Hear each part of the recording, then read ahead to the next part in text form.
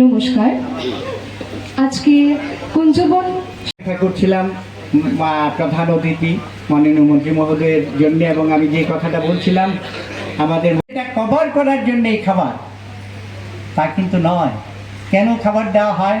একটা হচ্ছে ভদ্রতা, আমাদের ছেলেমেয়েরা যাতে ভবিষ্যতে নিয়মিত রক্তদানে আগ্রহী হয়, উদ্বুদ্ধ হয়, সেই শিক্ষা কিন্তু আমাদের মা বাবা হিসাবে আমাদের গৃহ পরিবেশেই দিতে হবে।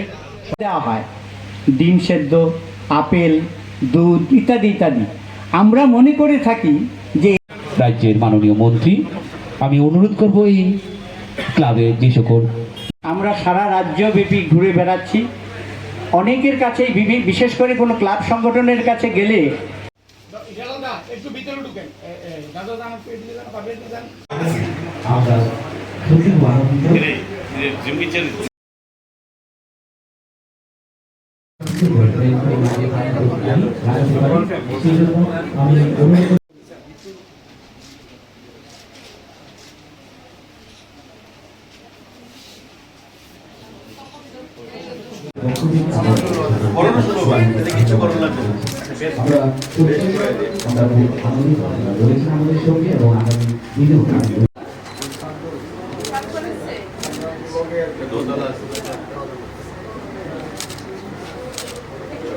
যেখানে প্রিক করা হয়, যেই জায়গায় প্রিক করা হয় নিডেলটা, যেখান দিয়ে রক্ত বের হয়, এখানে সাংবাদিক বন্ধুরাও আছেন।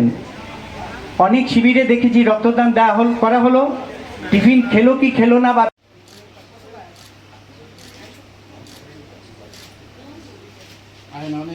তৃতীয় যে নিয়মটা বললাম রক্তদানের, রক্ত দেওয়ার পরে রক্তদাতা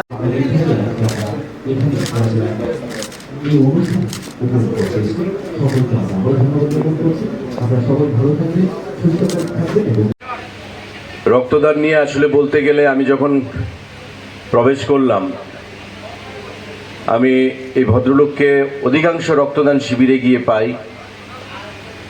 এবং ব্লাড ট্রান্সফিউশন কাউন্সিলের সঙ্গে ওনার দীর্ঘদিনের সম্পর্ক, দীর্ঘদিনের যোগাযোগ। একটা ডাক্তারেরও হয়তো তত অভিজ্ঞতা নেই, রক্তদান নিয়ে ওনার যা অভিজ্ঞতা রয়েছে। এবং ওনার বক্তব্যের পর আমার মনে হয় না আমাদের সেই রক্তদান নিয়ে বলার কিছু প্রয়োজনীয়তা রয়েছে বা বাকি কিছু রয়েছে। তারপরেও আমন্ত্রণ জানানো হয়েছে, আমরা মেয়র সাহেব বা আমাদের মুখ্যমন্ত্রী যদি 10 জনও রক্তদান করেন, আমাদের কাছে নিমন্ত্রণ যায় বা আমরা নিমন্ত্রণ পাই, আমরা চেষ্টা করি সেখানে উপস্থিত থাকার জন্য, শত ব্যস্ততা সত্ত্বেও। কারণ এটা একটা এমন জিনিস, আমি আপনাকে অর্থ দিয়ে সাহায্য করতে পারি না পারি, আপনাকে বিভিন্নভাবে আপনার চাহিদা মতো সাহায্য করতে পারি না পারি, রক্তদানটা একটা এমন জিনিস হয়ে দাঁড়িয়েছে বর্তমান সমাজে যে আপনার থেকে আমার, আমার থেকে আপনার, এভাবে আমি অজানা অচেনা এমন অনেক মানুষকে সাহায্য করতে পারি। যারা আজকে রক্ত দান করছে এখানে, তারা কিন্তু কেউ জানে না যে এই রক্ত কার শরীরে যাবে। এটা কোনো হিন্দুর শরীরে যাবে না, মুসলমানের শরীরে যাবে না, কলকাতার কোনো ব্যক্তির শরীরে যাবে না, সাবরুমের কোনো ব্যক্তির শরীরে যাবে। সমস্ত কিছু না জেনে না শুনে, তার পরিণতি কি হবে সেটা না জেনে আমি কিন্তু রক্ত দান করছি। একটাই উদ্দেশ্য, যে আমি মানব ধর্ম পালন করব, যেটা স্বামীজি বলেছেন যে service to man is service to god. আমি মানুষকে ভগবান হিসেবে পূজা করব, কারণ ভগবানকে আমরা কেউ দেখি না। আমরা বিশ্বাস, স্বামীজির কথায় আমার বিশ্বাস যে মানুষের মধ্যেই ভগবান আছে। মানুষকে আমি সেবা দিলে, মানুষকে ভালোবাসলে, মানুষকে সাহায্য করলে আমি ভগবানকে খুশি করলাম। তাই service to man is service to god, এই বাণীকে সামনে নিয়ে এগিয়ে পাথেয় করে রক্তদান শিবির ত্রিপুরা রাজ্যে একটা গণ আন্দোলন, ত্রিপুরা রাজ্যে একটা উৎসবের মেজাজে সেখানে পরিণত হয়েছে।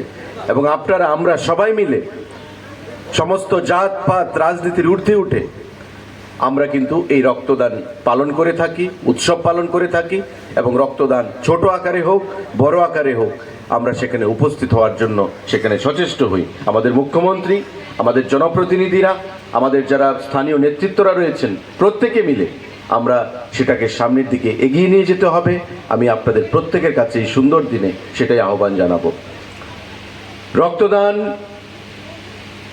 অনেকের ধারণা, বিশেষ করে গ্রামে গঞ্জে এই জিনিসটা আরো বেশি আমরা পরিলক্ষিত করি, কিন্তু ধীরে ধীরে কিন্তু সেই জিনিসটা আমরা কাটিয়ে ওঠার চেষ্টা করছি বা আমরা উঠতে পেরেছি। মাঝখানে কোভিডের যে মহামারী ছিল 1.5-2 বছর, তার মধ্যে আমাদের মধ্যে প্রত্যেকের একটা আতঙ্ক ছিল যে আমরা আবার পুনরায় এভাবে মিলিত হতে পারবো কিনা। কারণ কোভিড আমাদেরকে শিক্ষা দিয়েছে যে সোশ্যাল ডিস্টেন্সিং মেনটেন করা। কোভিড আমাদের মধ্যে ভয় ঢুকিয়েছে যে আমরা আবার পুনরায় একত্রিত হতে পারবো না, কারণ মৃত্যু হতে হবে। কিন্তু পরিশেষে আমরা দেখলাম কোভিডকেও আমরা পরাজিত করেছি আমাদের প্রধানমন্ত্রীর চেষ্টায়, আমাদের সকলের নিয়মানুবর্তিতায়, আমাদের প্রত্যেকের প্রচেষ্টায় আমরা পুনরায় বিভিন্ন সামাজিক অনুষ্ঠানগুলোতে একত্রিত হয়ে আমরা আগের মতো উৎসবে আমরা মিলিত হচ্ছি।